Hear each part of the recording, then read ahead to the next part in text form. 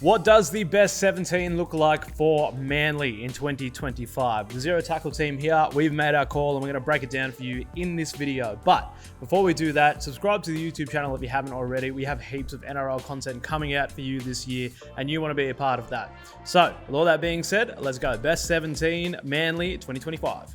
Before we get into it, make sure you're set for the new season with Zero Tackle's 2025 NRL Season Guide. The comprehensive season guide features over 120 pages of dedicated, detailed footy content ahead of the 2025 season, with profiles of every single player, team previews, fixtures, recruitment reports, and much, much more. Best of all, it's free. Get it now from zerotackle.com. And here to break down best 17 for Manly this year, Darren Parkin, Zero Tackle analyst. So Darren, it's always been about Tommy Turbo, but now we're hoping that he's got a bit more support around him. Yeah, and that's the key to their improvement. They had a pretty good campaign, getting into the finals, winning a final and reaching the second week, the last six. And there is a school of thought, and I'm certainly one who thinks that they can push up into the top four. And a lot of that will depend on, I guess, that balance in the squad. And there's enough quality there that they can certainly challenge to be, I guess, one of the top pack this year. Yep, absolutely. All right, let's take a look at their best 17, starting with the backs. All right, so starting with the number one, we just talked about him, so Tommy Trbojevic. Yeah, it is certainly a lock, but at times last year, the coaching staff floated him in the centres, and a lot of that's to do with the fact that their centres are reserve fullback options as well. So it's not entirely out of the question they do that again. It's probably unlikely. He's so important to them and clearly starts in the number one Guernsey, but it'll be interesting to see what happens. Yep. And then the wingers, so Jason Saab and Tommy Talau. Yeah, Jason Saab's got height, pace, class, probably looking for ultimately consistency. He's recovering from ankle surgery at the back end of last year, but should be okay. And if he is, he'll certainly start. And Tommy's been pretty impressive at Manly, earns that second role. He's going to get a bit of pressure from Lehigh Hopewate, though. Yep.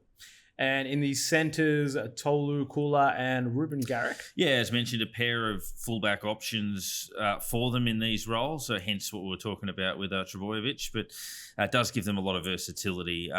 Certainly Kula fulfilling his enormous potential and really locking into that role, and Garrick strong in attack, probably needs to find a bit of balance at the other end, but important player. Yep. And obviously the halves combination, so Luke Brooks and probably his final campaign, Daly Cherry Evans. Yeah, the easiest part of the ground to select. Brooks often maligned a bit at the Tigers, but certainly will do a role here. And as you mentioned, Cherry Evans possibly his final campaign. They've got young gun Joey Walsh. They've got Dean Madison, who's pretty versatile, that can play that role, but certainly these guys will start. Yeah, he's certainly still got that spot, even if it is his last campaign. So pretty straightforward on the backs. Let's move now to the forwards.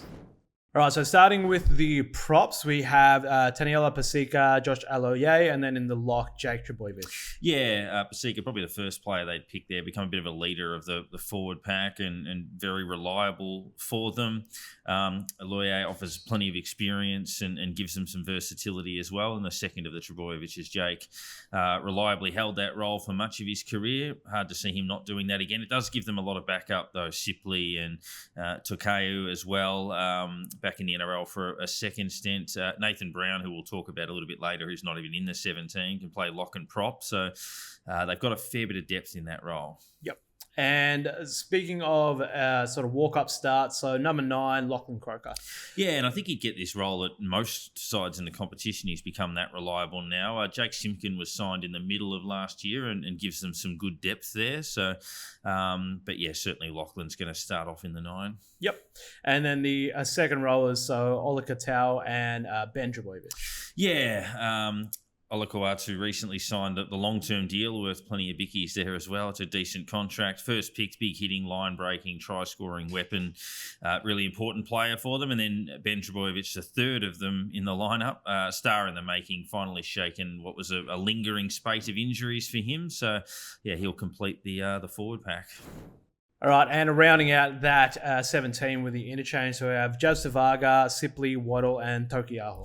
Yeah, I did mention Simpkin missing out earlier in that role that he can sort of play in the backup number 9, but I've got Tavaga edging him out due to his versatility. He can play middle or hooker, but obviously Simpkin's going to be around the mark. Sipley, permanent bench fixture. He's been there for a long time and gives them some reliability. Waddell, second row capability, and then they get plenty of options also out of Tukaho as well. So, that leaves the likes of Brown, Bologna, James, Madison, a number of players out of their lineup that are pretty good. They've certainly got some best 13 capable players that aren't even in the 17. So, good depth.